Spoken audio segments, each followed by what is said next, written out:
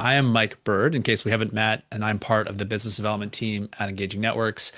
We're going to talk about broadly seven things. So, challenges with current approaches to donor acquisition. This is a pretty evergreen challenge for most of the groups that we work with.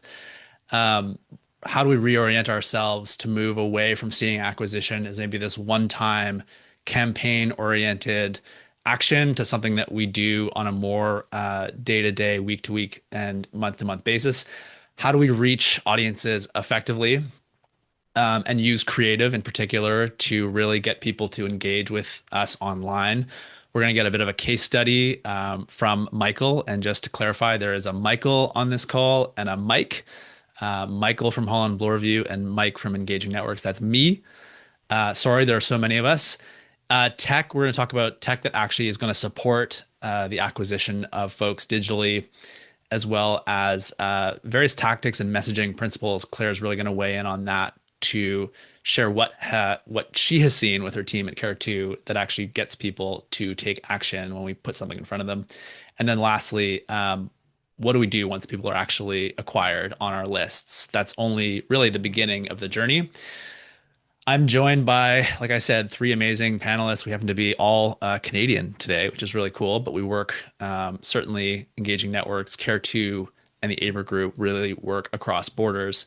And I feel like, Michael, your team probably does get to engage with folks from more than maybe just the immediate Toronto area sometimes. Amanda, can you introduce yourself? We're going to go just down the line, left to right, and then we'll get into our show. My name is Amanda. I'm a senior director at the Aber Group, which is a digital marketing agency. We work with a lot of charities across Canada and the US, and I lead a lot of the digital strategy with acquisition and all of those fun campaigns here at the Aber Group. Pass it to Claire. Hi, I'm Claire. I'm with Care2. We are an online community. We do lead acquisition, email, and SMS for nonprofits and charities, and also a lot of really good, really awesome and interesting social good advocacy campaigns. And I'm excited to talk about all of those topics today. Hey, I'm Michael Ray Dale. Well, I normally go by Mike. We thought we'd make it easy for all of you today.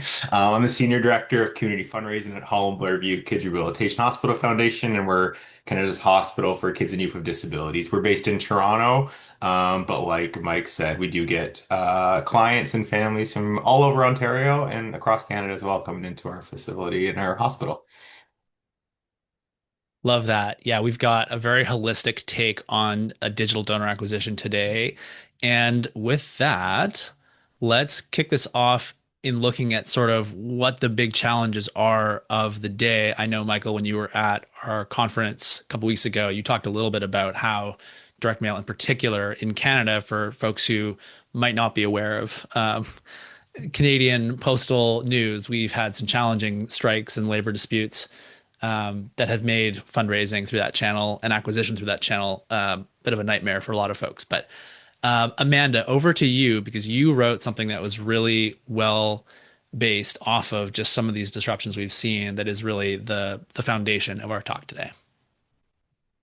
Yeah, for sure. So we work with a lot of different types of charities, like I mentioned, and one common question that a lot of our clients come back to us is, how can we grow our acquisition? Where can we find new donors? Like, what's the secret sauce? And a lot of that is really looking at, the playbook at the end of the day. Like, why are these questions coming up? Why are we seeing these changes? And one of the main things that we've noticed as well is that shrinking donor pool. So a lot of people, less people are donating year after year. Maybe people are coming back and they're coming to donate, but then they're donating to less charities. So one thing that we've noticed is that average gift has been pretty strong, but the amount of donors that we're seeing has been a lot stronger. So it's a lot weaker, sorry. So a lot of the times that we're looking at things now is, where can we look to help grow new donors and how can we change our digital acquisition strategies to grow that pool of donors digitally? The other area, and I know Michael's going to touch on it a bit, is challenges with DM too. So being able to look at that and figure out, if we're not able to acquire new donors through this channel anymore, we're going to look at digital to try to find new donors. And that involves revisiting the entire strategy that we have across our campaigns. One thing I've noticed, I mean, even on a personal level, and even just working with a bunch of different clients as well too, is also with the amount of increased advertising competition. So I remember before, like if I'm scrolling on Instagram or I'm watching YouTube, like the majority of the ads I'm seeing are not charities. But now, especially during key periods like Giving Tuesday, I'm probably noticing like over 10 charity ads a day, different ones. So the increase in competition has been a lot, and like charities have to do a lot more to stand out amongst the crowd when they're looking for that as well. I think overall too, we're finding that like it just costs a lot more to acquire things on different social media channels and digital advertising as well too. So that's a huge factor when we're looking at, what is our cost to acquire as well too. And then when we're also looking at different lower funnel strategies, we're finding that, if you're just focusing on lower funnel strategies, you're just hitting the same people day in, day out. And that's been a lot difficult for a lot of our clients where they're just focusing on remarketing or email lists, and the same people are signing up, and we're just recirculating to the same pool, and then starting to see that diminishing returns on the advertising as well. So a lot of that we're trying to focus on is, where can we pivot? Where can we rethink the strategy to really focus on acquisition and play into that lower funnel reactivation piece as we go into it? Appreciates setting the context there, Amanda. Michael, would love to hear your thoughts on the fact that, like I alluded to earlier, direct mail has posed some challenges here in Canada, and it continues to get more expensive. To Amanda's point, in the U.S. Postal Service is scheduled, I believe, to increase their stamp rates and a bunch of other costs that will make it increasingly challenging to do direct mail. I don't think anyone on this panel would say that direct mail is going away. It's just what do we do as it sometimes gets a little bit more challenging. Michael, what would you add? Yeah, so I know like we talked about it, and for those who aren't in Canada, we had two Canada Post disruptions in the last 2 years. The one in 2024 was particularly a very rough timing for a lot of industries, especially the charitable industry. It happened uh, I think mid-November till like late December, so right peak giving season. While we did manage to get our holiday donor and prospect mailing out the door in early November, the fact that it landed in people's mailboxes and then an immediate strike happened, we knew that donors weren't going to be able to return their donations to us, especially our and those who were part of our prospect mailing. While we did have the ability to email like our donor who got the mailing, we had no way of emailing or contacting those who were in that prospect mailing. So we knew that we were going to probably take a quite a large hit on supporters in that way. And we ultimately did have to cancel an entire mailing that was supposed to go out in December. So it was really, really challenging time. That happened again last year in October. So slightly less bad of a time, but still disruptive. So it really just showed that in the last 2 years, in addition to just declining, like Amanda spoke about, like just declining donors giving, there was just things outside of our donors' control and our control that so it just really hit home that we had to, diversify our not only in terms of our communication to existing supporters, but also to bring in new supporters, whether digitally, out of home, through other events as well. So it really just showed us just how important it was that, like you said, DM isn't going away anytime soon, but it's increasingly a bit more at risk, I would say, with changes to postal services stuff. As we know, in Canada, we're going to be moving to community mailboxes. So it remains to be seen how that's going to impact direct mail as well, since that's coming slowly rolled out to communities. Yeah, the idea of me not seeing the person who delivers my mail, maybe like ever again, is what will that do to my own open rates on my mail moving forward? And I'm curious if that's something that, because postal services are just a very cost intensive service, will that be something that we see more and more of in the future? As we move over to kind of looking at digital now as a bigger and bigger focus of acquisition. M&R talked about this in their new benchmarks release that came out, I think it was 2 weeks ago now. And I've sort of been slowly shifting through the data. It might have been last week. It's been a busy month. Um, but seeing that there's new investment coming in to kind of look at how do we retain people and really start to change the perspective that maybe some folks have had around bringing people into our midst. Amanda, what would you add to this? This was one of the main sort of arguments you made in your article, which we're going to share out. Yeah, so I think one of the biggest things that like I speak to my clients and not only with them, but how like training them on how they can set expectations internally as well too is it's a long-term investment. And I think the one plus thing with digital is that you have your campaign, you get your immediate results, and you can say, okay, great, we have a positive return on investment, or like we had this amazing CPA within this time frame. And a lot of people gauge success by looking at that one campaign or that one time frame. But when we're talking about acquisition, it's a long-term game. You can't expect things to happen immediately. This is a new audience. It's new, like everything's new, and you're trying to set your own benchmarks and your internal expectations as well too. So for us, like a lot of it is making sure that we set expectations with the client and set themselves up, which I know we're going to go into later too about measurement and being able to set yourself up to measure the success long term as well too. But a lot of the guiding principles that we have with the long-term piece is really looking for, it's probably not going to be a success right at the start. You're going to have to test and learn a ton. And a ton, I mean a lot, because you're going to have a lot of wins and you're going to have a lot of losses. But everything is going to be a really, really good learning opportunity. You're probably going to see a lower return on investment at the beginning, but hoping that as the years goes on and as you're nurturing this audience, you're going to continue to grow this pool and get them to commit to you long term as well. And I think the biggest thing that we set forward to with our clients too is making sure that they commit to the budget and the testing that they're doing, because a lot of times, you'll start off with a new test to try to acquire a new donor, and it's not going to go as expected. But you really need that longevity to really see, is this actually a viable option? Are you going to see, statistically significant results coming out of it to give you that benchmark as well? So a big part is, again, it's going to start off slowly. You're going to have a lower return on investment. Your CPA to acquire donor is going to be a lot higher.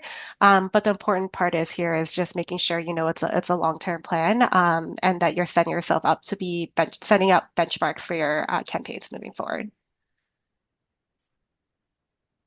Yeah, and if let's talk a little bit about campaigns themselves and what creative itself can do to maximize the ROI. So we're going to go into this segment here and would love to hear also from folks in chat if there is creative that is really standing out to you as we go through the next couple of bits, actually. So Amanda, help us out in understanding what creative does and how it can really help us. For sure. Yeah. So creative is one of the most important pieces when you're going out into market. And I think one of the studies I had in my article talked about, I think it makes about basically 49% of your ROI on your media.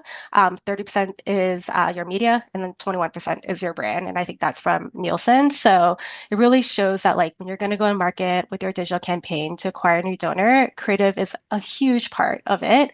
And making sure that when you are looking for your new donor pool and you're creating your creative, the creative speaks to them. It's not a one size fits all. Probably when you're in market right now, you're focusing on like existing or reactivation with your creative. But it's really important that this creative does speak to the new donor. One of the main things that you'll want to test is making sure that your creative speaks to that USP.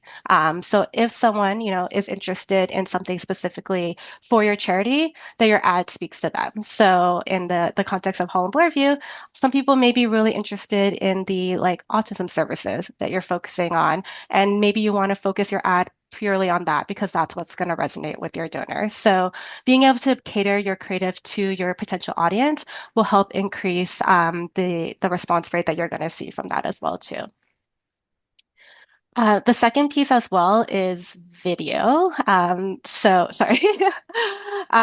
So video is definitely a huge part of the campaigns, and a lot of the recommendations that we'll have too is when you're looking to have a video for your campaign is focusing on that vertical piece. So you can see an amazing example on the right for Hull and Blur View, which is what we call like a UGC video, so a user generated content. And a lot of the areas that a lot of people are discussing discovering new brands or they're discovering new products happens in the reels or the stories and really on that vertical piece where like people are, doom scrolling on Instagram or TikTok. So when you're going to market, you want to make sure that you're there with your vertical creative. UGC is a more of organic feel. It resonates super well with an audience who's looking to discover and really get that more of like personalized approach for your campaign.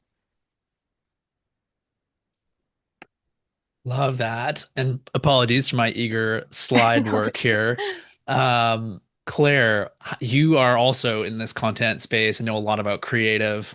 Can you talk a little bit about Care two's place in this kind of conversation? Sure, yeah. And I have a bunch of little examples and images up on the screen because I myself am a very visual learner and I like to share some examples. So I thought we could kind of go through that. What we're looking at right now is just the care2.com website. This is an online community. You might be aware of it. And the reason I bring it up is it's a fantastic one for content experiments. So we've been around for maybe over 20 years. We always we always joke we're like 1 year younger than Google, but there's also like a couple $1 billion between Care2 and Google. But we do have about 70 million members. And anyone can come to this website and they can create actions for social good. So that means like a petition. Sometimes these are individual member campaigns, and sometimes they're branded for nonprofits or charities. And as a result of this community, we email and we text and we message our members all the time. So we also communicate on specific segments like civil rights or animal rights, environmental causes. So we sit on a lot of data about what works with our audience members and what doesn't work. So we love to share that with everyone. And let's take a look at some examples on the next slide that sort of reinforce what Amanda was talking about. We find that content that allows an opportunity for your ideal prospect, your ideal supporter, ideal volunteer or donor to raise their hand in support of their existing values that match your organization's values. That is really effective in getting people to click, to sign up, to say, yes, I trust you with my email. I trust you with my phone number. Yes, I want to hear more from you. And then also beyond those actions to respond to your solicitations, to respond to your call to action to maybe join an event or volunteer, make a donation, that sort of thing. We find that the call to action that you use with your ideal audience should be a reflection of what that prospect believes about themselves or believes about how they see the world. And if your values align with your prospect's values and they understand that your values align, that really helps people feel the trust, the security. They're compelled to kind of click and explore. And that's why you can see some of these examples here I've shared are very, very values based, right? It's about like what do I see as valuable, perceived value for the donor, right? How do they want to engage with our organization in a way that mirrors their values? And of course, we always want to find people who share our values, right? Like whatever good work we're doing in the world, we want the people who are most committed to that particular kind of work. So let's take a look at the next slide to show you what we sort of put in place and put in practice to figure out what compels people. How do we know their values? How do we know if they match our values and if there's that affinity match between what we do and what way they want to see in the world? I think in all the over 20 years of working with progressive causes, our copywriters at Care2 have learned a lot about how to improve fundraising and advocacy performance. And we know that best performance, especially when donation is involved, if that's what you're tracking, it's going to come from people who have a strong affinity to your cause. But what our clients say, the organizations we work with say, is that sometimes it's hard to figure out what are their values, what do they have a strong affinity to, and where that information comes from is speaking to them and talking to them and asking them questions very frequently. So we know, I think a lot of people, especially the fundraisers on the call, you already know that donor surveys feedback, surveys are some of the most popular, most effective content that you can use in a stewardship series. It's an amazing post donation action or a post sign up if you've acquired them, asking them their thoughts on something, asking them how they want to engage with you. It's a really strong way to know more about them. And what's great about it is that our supporters like that. They like to be asked their opinion, and they like to share what they know with you. Just an example up here of like one of the many kind of surveys that we do in the form of quizzes and polls. Of course, we do emails as well with our audience, but we always want to know, what do you want to see, and what are you interested in? And from that, we learn a lot about our audience. So on the next slide, you'll see some stuff that we know about the Care 2 audience. This may not apply to you, and that's great because every organization is different. You know your supporters better than anybody else, right? So when we come to these kinds of webinars or we look up benchmarking reports, that's general information maybe, and it might be applicable to your audience or it might not. So these things are always helpful, but you'll know your audience better than anybody else. And what we know through experimenting with our content is that some general truisms for marketing that you've probably heard before do apply to our audience. For example, with images, close-ups of individuals rather than group shots with eyes visible, whether that is a person or any being, but it could be an elephant, or a giraffe. Those do really well with our audience and getting people to click and sort of behave in a more sticky fashion, meaning that they stay on the page or that they want to engage more with that content. We also know with our audience, certain emotional responses are important and that your audience might have those as well. So for instance, outrage towards an identified villain, that works for our advocacy campaigns. Sympathy or the ability to express your support for a victim, that also works really well. And then we also found that images that are news screenshots, so those are the examples on the right here, that our audience really responds well or wants to learn more when it looks like it's coming from the news, or it actually is coming from the news, and it's adding in our mind sort of a credibility or a real world touch point for those audience members. And that all came from experimentation. So what your audience responds to might be different, right? And that's a cool thing to experiment with. We also experiment with SMS. Let's take a look at SMS. These are just some text messages we've sent out to members. And as text messaging has evolved, right, we're all getting more and more text messages from a political candidates, charities we've donated to, Lululemon or whatever marketer, happens to have permission to message me, my hairdresser texting me, and so we've all experienced the evolution of how those text messages function. So what we found is that right now, right, we're in this stage of the evolution, if we want to send a call to action, and by a call to action, we mean we want someone to click something and respond in some way. Sending the link as a preview with the title and the photo does so much better than just sending the URL. By all the metrics that we're assessing. So this is, again, a function of the texting that you're sending. So this preview, it seems to, from what we can figure out, is that it's building trust. So it's building trust with people because they can see a little bit more. It's like a preview of what we're asking them to do. And then the second thing we found that was critical, and we changed up our practices based on this, was that whatever this preview shows here, because you load that as the texter, whatever the image is here should match the image on your landing page. And if there's a disconnect, even if the content is the same, you're saying like the elephant foundation, but it's the wrong elephant, right? That causes people to bounce as well. So we really want to align all of that across those channels. And of course, we already do that as marketers, right? We already think about how to be aligned cross channel, whether it's your meta ad or it's, the look and feel of your donation form, that sort of thing. So this is something that we learned from text messaging. And then on the next, is there a next slide, Mike? I think.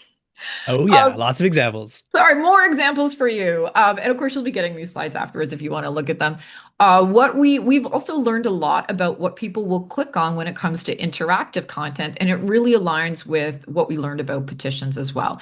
People are they want to click on things and explore within those content pieces. on things that align with their messaging or their values so that they see that your messaging aligns with how they think about themselves.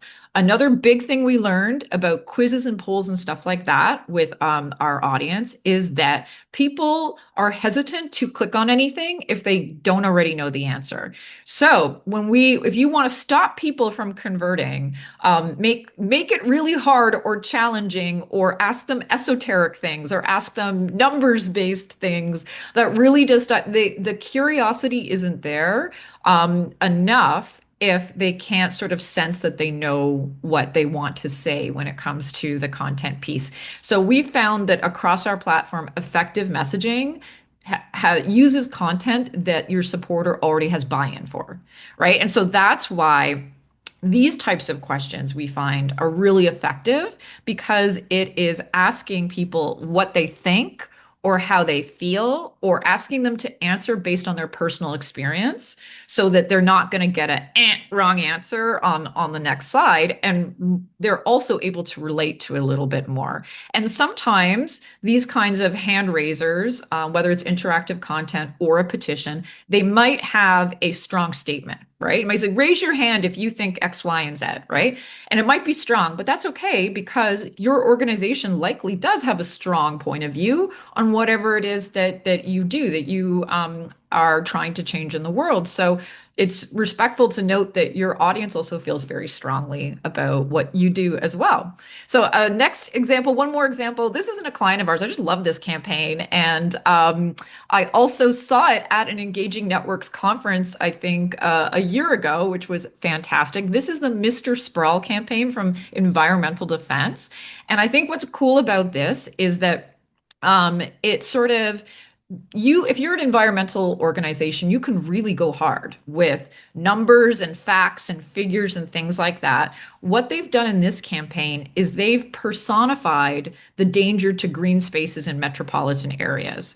So they know that their supporters see urban sprawl as a threat, corporate interests as our threat. And so they've created this personification of it as sort of like that character that everyone can say, yes, I disagree with this. The idea here is that you're understanding what motivates your audience rather than coming at them with this many acres are in danger, or this many liters of pollution. Instead of going at it like that, they're sort of saying, yes, we understand what motivates you. Corporate interests and urban sprawl is a threat to how you want to live. So if you want to join us, we can work together and stop this. And that's why you have the call to action down here. Your voice is powerful. Our collective action is mightier. So this is where, when you're putting your content together, that kind of did you know, what do you think, how do you feel type content can work really well in bringing your ideal supporter into the fold there. Yeah, I I'll think I'll just add, these have been great examples, Claire. Not everybody here might be totally in the hard advocacy space, but there is something that's happening to your supporter base that they care about, right?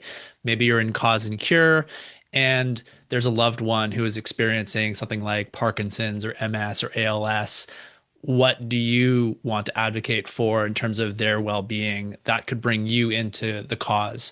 Um, Health equity in the United States, healthcare access is another thing, for example. So if there are folks who are coming from the hospital space, that is a big thing there.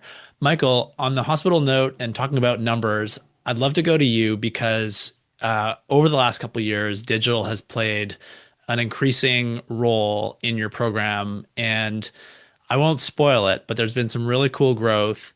And there's also been, it sounds like a pretty big shift around just how the organization has gotten bought in on digital. So I'd love for you to unpack that as we continue to build off of what Claire just shared. Yeah, so I mean, it's been for years we've been kind of leaning more and more into digital, and then yeah, kind of serendipitously, like ahead of the Canada Post strike, we set ourselves up unknowingly for mitigating that risk. Last September, so in 2025, we launched our Together We Dare public fundraising campaign with a goal of raising $100 million to change the face of disability healthcare for kids and youth. But ahead of that, a year before, we really started to lean into different placement and different tests, whether social media ad placements with Amanda's team, out of home placement. So we really did kind of a trial run of kind of expanding our investment into digital more than previous years in 2024. And the Canada Post strike happened in November. We had to cancel a mailing, so we did save some money there. But we're fortunate in that we already had these placements going, whether, again, social media ads, or we did some placements in earned content on like BlogTO or like in our city. So we did those type of email communication. So instead of having to completely build from scratch in 2024, we just had to kind of pivot slightly. So we kind of rearranged some budgeting. So we didn't have to kind of build it from the ground up, which was really fortunate with that kind of disruptive Canada Post strike. Then we took those learnings with tracking and stuff, which I know we're going to talk about later, in terms of our messaging as well. And then we carried that forward into 2025, like we had always planned to do for our Together We Dare campaign launch, which again, that happened in September 2025. So it was a big, primarily digital launch, but we did incorporate it into our September direct mail. And then we were going to incorporate into our October newsletter, which was themed around Together We Dare. And that newsletter was a mailed piece. And then that got delayed from the second Canada Post strike. So again, while we didn't have to cancel that one, we really just the fact that we leaned into that digital component really helped us. And then, like I said earlier, we've been finding our prospect direct mail some diminishing returns on that that we typically mail out on the holidays. So last summer we invested in a lead gen campaign primarily for subscribers. Of kind of like a digital e-cookbook. So we did that ahead of our Together We Dare campaign, which brought in the goal was subscribers, which is very similar to I think what a lot of what Care2 does, where you're getting them in the door, and then it was our job to kind of convert them to donors, which we were fortunate to do during the Together We Dare campaign and kind of throughout the holidays. So while it raised a similar amount of revenue to our typical prospect mailing, in terms of the number of supporters, while again, revenue was about the same as what we would typically get from a prospect mailing. Instead of getting a couple hundred donors, in the door from a prospect mailing, we got a few thousand people who came to us through digital. So Mm. yeah, you're not only getting, donors, you're getting a lot more supporters if you are doing a acquisition campaign compared to a traditional mailing one. Um, yeah.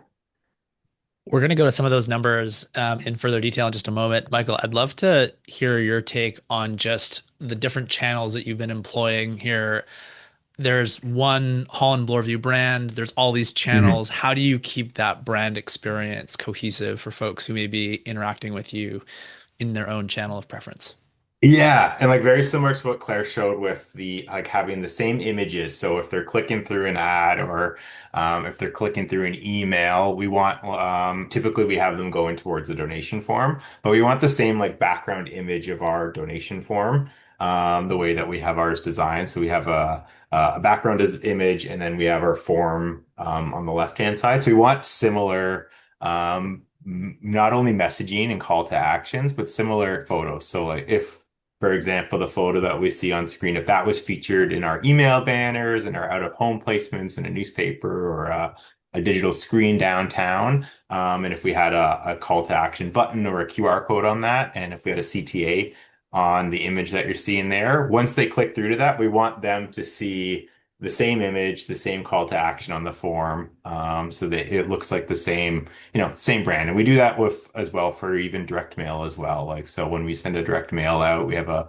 letter, and a reply coupon. When someone clicks through the QR code in the reply coupon, we want the donation form that they're ultimately getting to look different, a little bit to a donation form that maybe someone who clicks an ad through for. So if we have a slightly different image on our direct mail piece, we want the form that they're navigating to reflect that and the CTA. So it looks like one cohesive brand and key messaging. We typically frame our campaigns with a key CTA that we then kind of disperse across various channels and mediums, and they all kind of funnel up to the same overall campaign messaging and kind of impact that our supporters are having.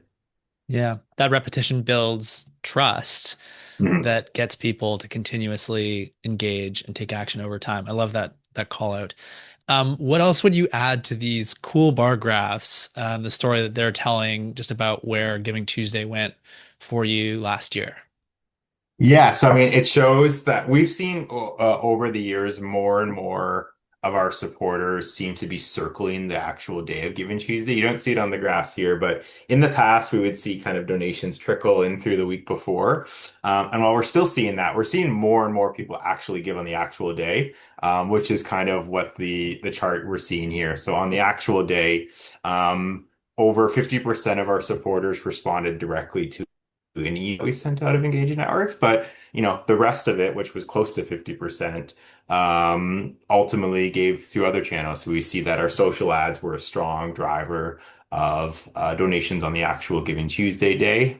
We had ad placements the week before. So again, we were kind of priming them for about a week before the actual Giving Tuesday day by talking about what we were fundraising for, the impact that they were going to have, featuring videos and images. And again, we sent emails in the actual lead up as well. And then we had, again, some out of home ads and kind of direct visitors to our website. So again, we had people navigating to us because they saw an ad in the newspaper. We were featured in the Toronto Star Special Given Tuesday section.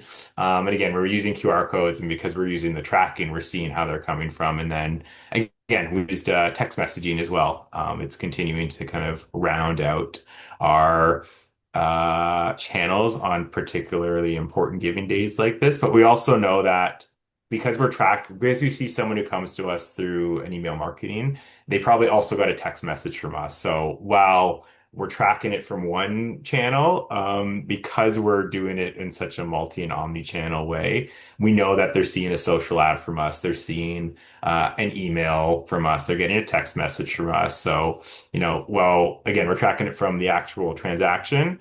They may have been inspired by a social ad that they saw, remembered we sent them an email earlier that day, went back to that email and clicked through, which just shows how important it is to have that kind of cohesive messaging and repetition, in the lead up to important days like Giving Tuesday. So true. We have already had a very packed 40 minutes here, and we were going to take about 10 minutes here to look at technology and how it can support uh, certainly tracking, but also the onboarding pieces that we've been talking about already. And so I'll go really fast here. Amanda, your article alludes to this, that the CRM or ECRM sort of digital hub of a program is ideally a really clean and data rich place that allows for we're talking about UTM codes, could be campaign attributes, it could be appeal codes, but attaching all of these little bits and pieces of data to our emails, to our pages, to our social links, to understand where are people coming from, how are we acquiring folks, which we can then report on, which then feeds all the way back to what do we do next in terms of planning a new campaign to acquire even more folks. So it sort of becomes this virtuous cycle. Um, and to Michael's point, right? Like someone comes in via a social ad, gets put onto a journey that involves email and SMS, and maybe they go from being a subscriber or someone who just took an initial hand raise to being someone who is giving through another channel that they interact with later on in the process. So all of these things work together. But ideally, all the questions that I get right, when I talk to folks who are interested in engaging networks, when they're asking questions about all of these codes and these tracking pieces, it's really about understanding your marketing funnel and where is it breaking down and how can it be re-optimized. And that's what that's all about when it comes to UTM. I won't go too far into the weeds on that. Um, Advocacy, we've talked a little bit about with Claire's examples, pieces of content that can get people to come on to our lists, not necessarily give on the first interaction. That's not necessarily the goal. But what do we do? And Claire, anything that you want to add here before we continue to go into sort of the onboarding pieces that we're going to discuss? No. Love it. We It will all keep it looks going. great. It all looks fantastic. Yes. I know we've shared a lot so far in terms of ideas to get people to make that initial click, right? We're here for from clicks to committed. Let's talk a little bit more about the commitment piece and yeah, why acquisition doesn't end at an opt-in. Claire, what would you say? Yeah, I wanted to just sort of throw this in just to kind of show a little bit of a typical journey that we would see that what we could do with our audience and also our clients can do with the leads that they acquire from Care2 after they want to follow up with them. And we find that it's really important to once somebody raises their hand and says, "Yes, I want to hear from you," or "Yes, I want to support you in what work you're doing," or yes, I want to send a message to a stakeholder about this issue that you're campaigning on, that a immediate communication from the organization is really important. And we usually plan out something for over the next 10 to 14 days. I just put a little example here. You can see if we can start with an SMS and also email. So those two channels working together works really well. Of course, coordinated, like I mentioned before, if you're using an image of a particular bird, and you're a bird organization, right?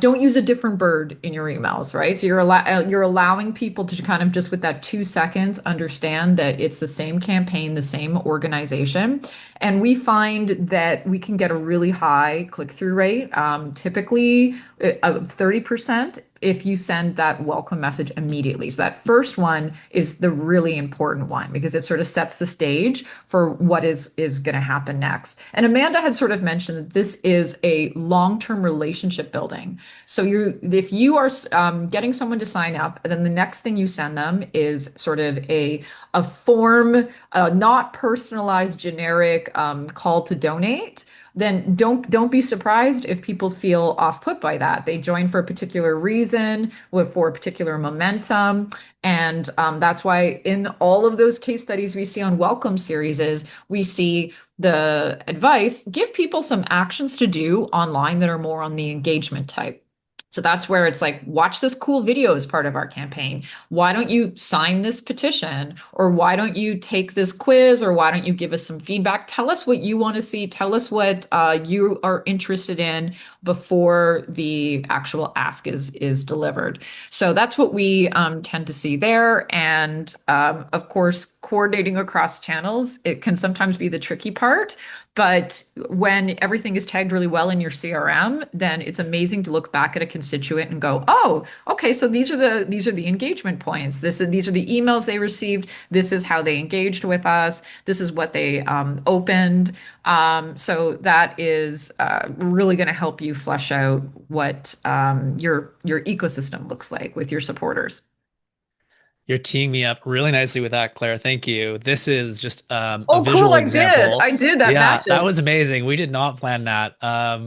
This is maybe a little bit of an aggressive approach to onboarding someone, seeing if they can actually convert to a donation on their very first email send. But um, you've got these journeys built out. Let's automate them as much as we can. We could do this with just email. We could do it with email and SMS. I want to see folks do some interesting pure SMS campaign automations. Would love to see a case study on that. But understanding, to Claire's point, like what are the conversion points in this journey? Each of these emails, for example, is going to have a set of reports to understand who engaged and who might have converted from this. What did they do? And if they didn't convert, right? If someone didn't give, maybe they need to be moved to a different kind of engagement piece. Maybe it is a report out on what the email they just sent to a politician actually did or is contributing to, or how completing a survey that they may have received and a question that they responded to may be actually leading them to a new piece of content that answers a question that they have. So you can get super granular in terms of understanding the triggers for these automations, where people are at, and then matching them with a journey that, I mean, ideally might end in a gift. It might end with them going to another automation. We won't get too far into those weeds, but being able to test different things out and map a journey to different supporters who have different interests related to your cause is a really, really powerful part of what we do. And I think, Michael, you probably have gotten into this even more so than I have, but anything that you would add briefly to the world of automated comms once you've got folks onto a list? No, other than yeah, like testing things and like it's so easy to test communications digitally. And you also get immediate results to allow you to like retest and try again.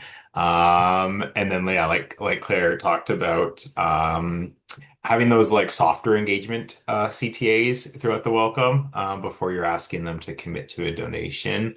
So whether it's a survey or watching a video. It kind of primes them for your follow-up ask. And for SMS, and I know this feature I think is now in engaging networks with the like two-way communication, it's a really good engagement piece. Like we send text messages out both for fundraising purposes and also just to cultivate our donors. And when they can reply directly and then you reply to them, it's a really good like live human connection with them. Like you have I've had full-blown conversations over text with people. And it really does help them build that connection to your organization because they truly see that you're having a conversation with them. A lot of them reply like, "Oh, I didn't actually think I would talk to someone," and it just allows that communication in a way that's pretty uncommon outside of phoning donors, which we also try to do as much as we can as well. Yeah. For all those millennials who don't like to pick up the phone, it is a nice way to catch someone in the moment and have a real conversation. Just a bit more on some of these sort of softer opt-in ways for people to get involved. Claire, these are some cool SMS and email engagement points. What would you add to these? Yeah, I just wanted to sort of have the examples to show the audience here. These are two examples from Oceania of kind of the immediate communication that you would get right away. And it always references whatever the lead generation content was, right? So if somebody is being asked to sign up for a mailing list, and we're going to say, yeah, thank you for signing up for that mailing list. Here's what to expect. Here's what you can do at the organization. And of course, this content comes from the goals and the mission of the organization. So that's why all these, if there was one perfect email or one perfect text message, right, we would all send it. So that's why the experimentation is really important. And for SMS requires that just as well. We all know what it feels like to give data like your email address or your phone number that is important data and data that should be private, right? I mean, we don't want to share with everybody. And if we trust an organization, whoever we trust to give it to, and we don't hear from them for a month or so, it does feel very off-putting, and it does make you feel disconnected. Like, oh, it probably went into some CRM, and they don't care about me. And then there you've got Michael actually texting back a real person with his supporters. So that it really just thinking about your supporters' experience and what experience they're going to have is really going to help, I think, your organizational mindset, as opposed to thinking, what content points do we need to blast out? Trying to think about your what your donors looking for and how they want to engage with your organization really does help build that relationship. So it's a respectful engagement. Thank you, Claire. I want to give Amanda a chance here to round us out here. I know we only have a bit of time for Q&A. I'm just going to accelerate us a tiny bit, and folks Oh, who you don't are need that. That's just that. Yeah, that's just an example of a amazing, client. This is a client that uses consistent imagery across like 4 or 5 different channels, right? That bird is the bird. So you know I what love the campaign bird. this is. Yeah. I'm biased with my last name, but I like the bird. Um, Amanda, can I go to you for a moment on just sort of how all of this can come together? We've talked about a lot of different things here, but any final thoughts that you want to weigh in on at this point? Yeah, for sure. So like the slide says, brand and performance, they work together. And if you're looking for like a new donor audience, you need to invest in brand. And sometimes we see clients and they think, this has to be this massive brand campaign, it has to be all this flashy things. And it really doesn't. You just have to invest in this audience. It could be, as small as you're in market with a donor acquisition campaign for Meta, and you do a bit of like upper funnel awareness, engagement on video views. And those work well together. When you have your engagement piece, you have your lower funnel acquisition with your donation ask, working together to generate a new audience, both optimized towards what they should be doing. And we've definitely seen a lift when our clients have an investment in brand and also performance running together at the same time. So really, you just got to kick it off with a small investment and work your way and starting to see that ROI return come through on your campaigns because all of the different channels, not just digital, email, SMS, and all of of that. They all work together. So the more you can do in sync together will help lift your overall performance on a short-term and a long-term perspective. I love that. That is a great note to close off on. We've kind of summarized those points that you've made here that we've really all been making in different ways throughout this session. And so we will include that in the slide deck. It really is a journey, and we wanted to go to Q&A and honor some of the folks who've put in some of those questions. Thank you. I see some already. I will pull that up in just a second. Before we jump into that, I just want to call out before I forget. There's some different ways that you can interact with all four of us today in our organizations. The QR code on the right hand side is Michael's really cool cookbook campaign that he was mentioning, where every sign up triggers a donor who is going to contribute $1 just for the sign up. So that's a really cool strategy, but also has that neat tangible piece of Holland Bloorview sort of lore coming to the supporter. Um, QR codes, if you want to interact with either the Avery Group, Care2, or Engaging Networks, feel free to scan along those uh, codes at the bottom. And I'm just going to pull up Q&A and see what our initial questions are. We've got a few. Got a question for Claire. How often do you suggest doing research for kind and frame your messaging, especially when trying to get new donors? So how often are you doing research to then rejig messaging to try and acquire? I think you sort of you always are, because even sort of like one of the basic fundraising 101s that we would have had before the digital age was kind of putting together donor profiles, right? So that's where you're kind of going, all right, so who's our typical audience, our ideal audience, like who's our mid-level donor, who would we consider a major donor? And those are always going to be unique to your organization, but they've never really been static, right? So they regularly get reviewed.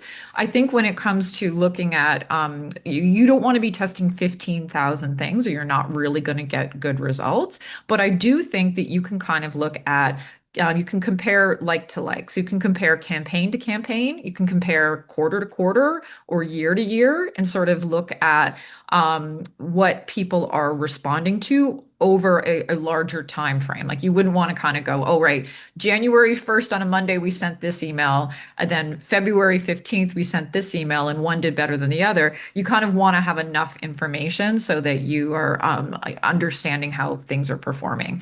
But I do think it would help to schedule it with your whole organization um, in terms of the big ones.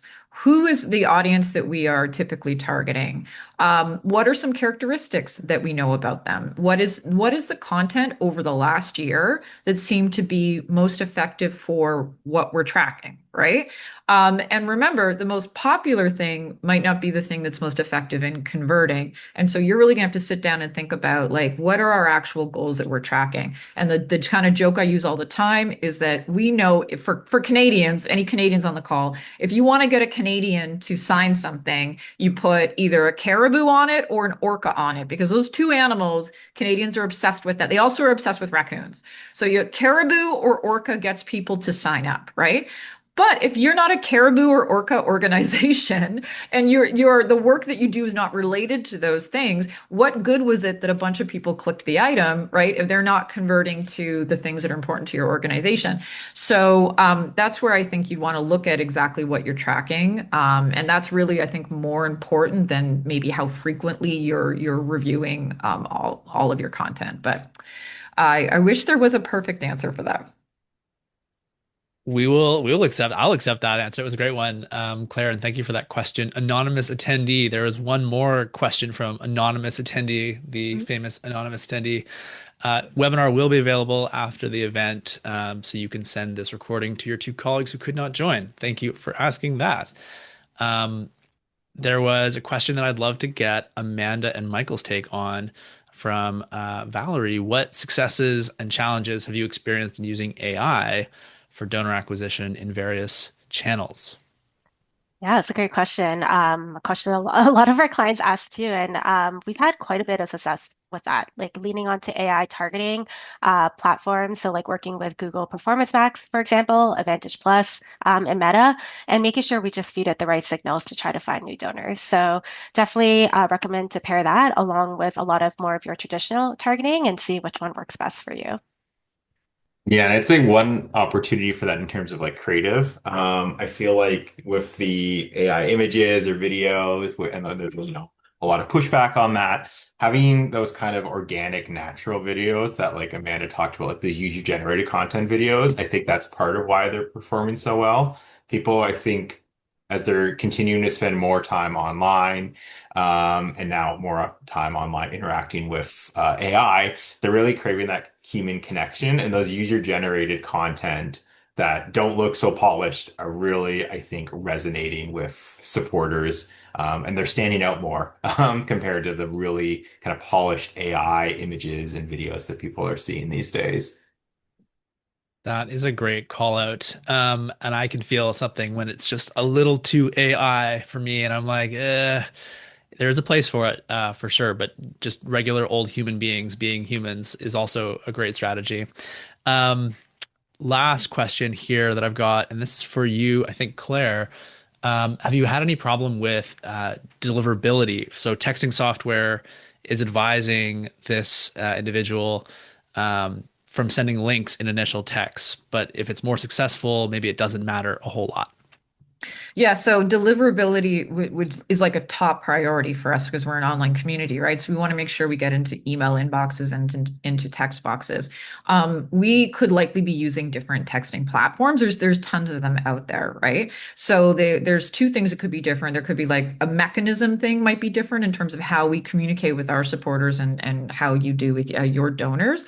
And then also what we're actually sending out. So I don't think it's necessarily links that could be the problem unless what they're advising against is sort of like you acquire a number and then immediately text them a donation link, right? Now, unless if the person said, yes, text me, if the flow was text me the donation link, I want the donation link, then that would make sense. If it's an acquired number and maybe it's on something for some other reason and they're immediately getting a donation link, then that might not feel good or natural in the flow. Because a lot of our messaging, the point that we're messaging them is we want them to do something, right? So we're not messaging them to tell them you look great today. Like we're messaging them. We're not like sort of texting like, are you watching Summer House? Like we're like texting them to say, please sign this petition in your area, or we're texting them to say, do you want to know more about this type of conservation that might be happening in your state, that sort of thing. So all of those require them to take an action that is going to be on a website of some kind. So what the advice there might be is to sort of look at what is the link asking them to do, right? Now, so the link itself might not be the thing that is the issue, because usually the point of messaging is to convert them to an action of some kind, unless you're confirming a hairdressing appointment. Yeah, it's great. It's a great point. Permission always wins out at the end of the day. I've gotten text messages where I'm like, I don't know who or what sent this to me. And then there are organizations that I am aware of who don't send me very many texts, actually. But when they do message me, because I have given permission broadly to be engaged with over years, in some cases, I'm ready to act. I'm remembering an upsell that happened to me, and it was done brilliantly over SMS. So, um, great questions. We're at 101 Eastern, just a minute past the hour. Thank you all for joining. Feel free to reach out to our crew that's here today. It's a really um, fun and curious group that loves to continue to learn from our broader community and share their learnings and all the things that they're doing. So don't be strangers, please. And we'll catch you all really, really soon.